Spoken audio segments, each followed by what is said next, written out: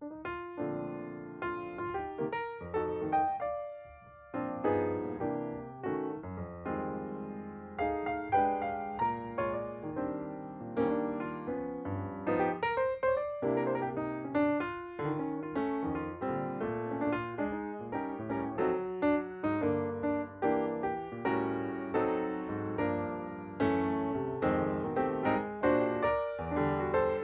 boys and girls, welcome to the third video in this series on bubble letters and block lettering. If you are up to this video, that means that you've already watched the first video on how to, some techniques on how to create block lettering and bubble lettering, and you've also watched the second video about how to maybe apply some color. In this video, I'm going to show you some basic ways to make your regular block lettering into something more three-dimensional. For this lesson, you can use a ruler if you want, definitely an eraser, a pencil or two, and some Sharpies. So, if you have all those supplies and you're ready to go, let's begin right here.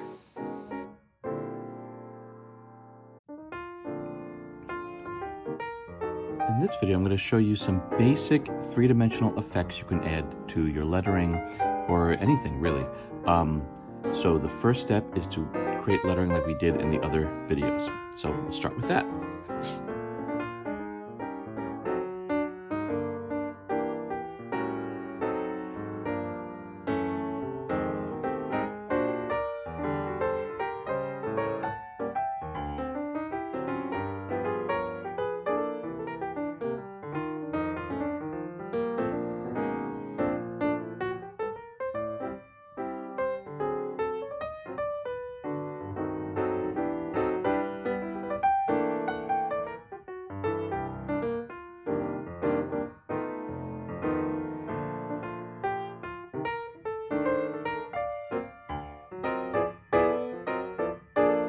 Okay, so in this video, I'm going to go over some basic effects to create three-dimensional letters.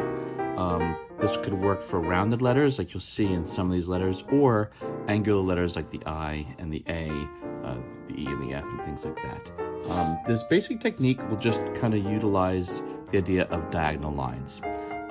Basically, what you want to do is, depending on if you want your letters to kind of come out to the left or the right, you're going to create diagonal lines at certain key points within each letter.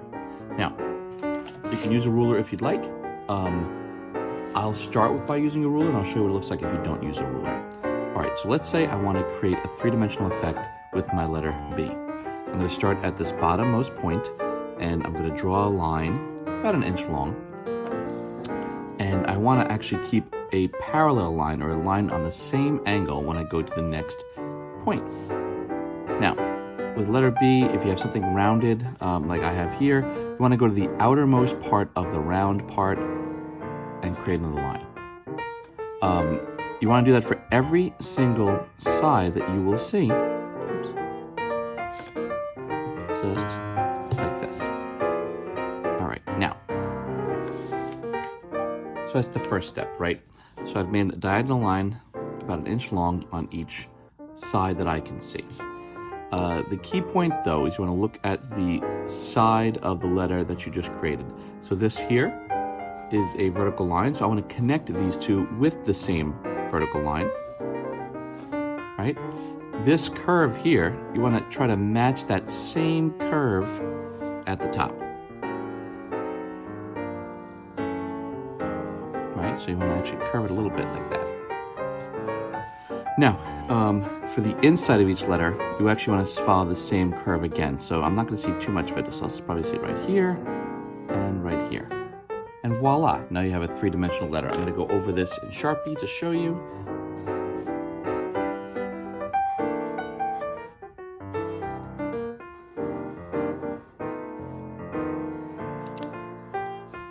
Let's say, for the sake of argument, that you don't have a ruler. You can still do the same premise. Again, I'm going to start at the bottom corner of this A. I'm going to make a diagonal line, just kind of eyeing it out. They're all sort of going in the same direction. This one's coming here.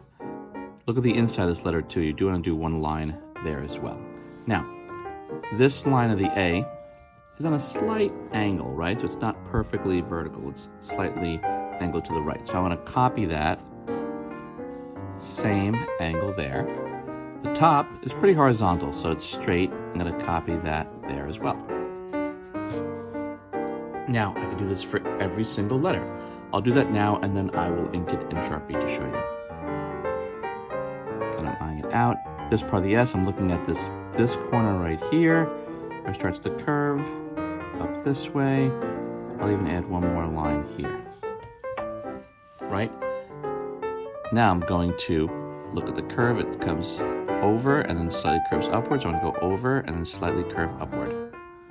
This part too is going to curve upward and then go over. It's going to curve upward and then go over. And this curves down, so I'm going to curve that one down a little bit to meet it. I'll round it a little bit more. All right. Same thing with the eye. 1, 2, 3, 4, 5, 6, 7.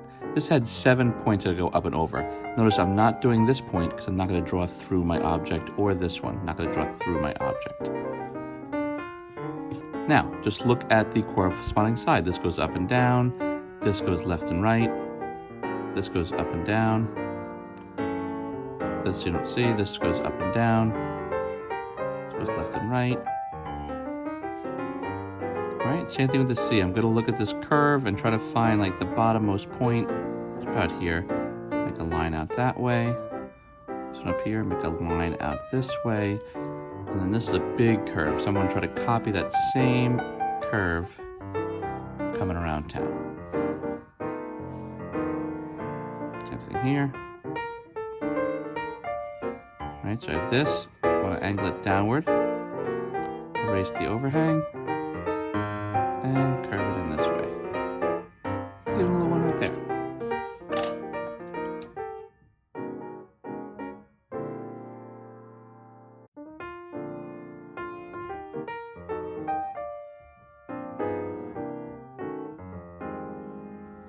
All right, we'll do this again one more time. Oops, I forgot to ink this.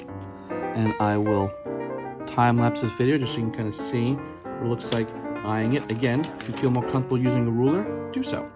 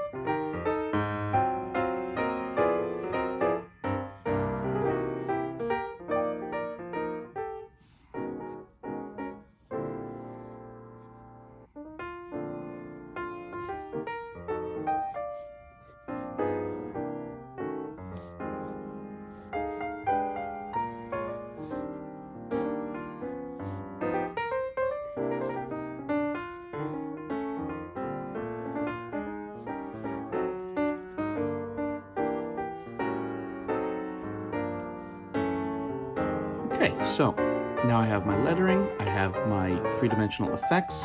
I can go ahead and erase the excess pencil lines if I want to.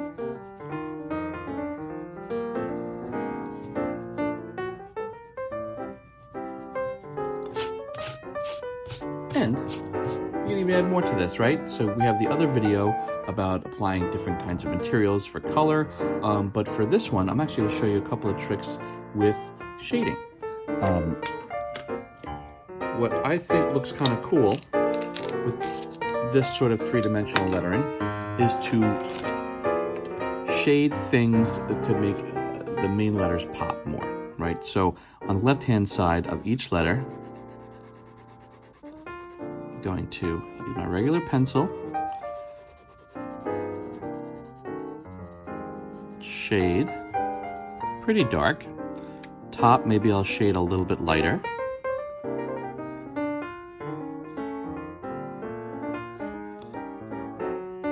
What's fun about shading is you can go from dark to light just by changing the pressure of your pencil.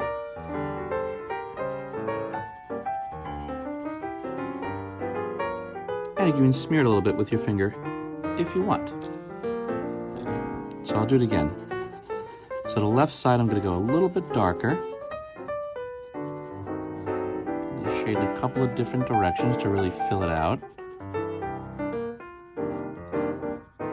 And I'll press a little bit harder towards the bottom. Same thing over here. Same thing here. I'm going to shade a little lighter. This I'm going to shade lighter.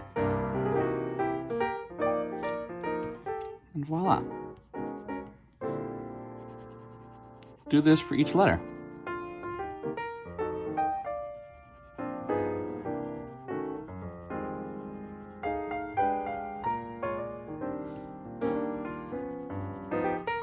Again, if it's curved, think about pressing darker and then pressing lighter to really make it pop.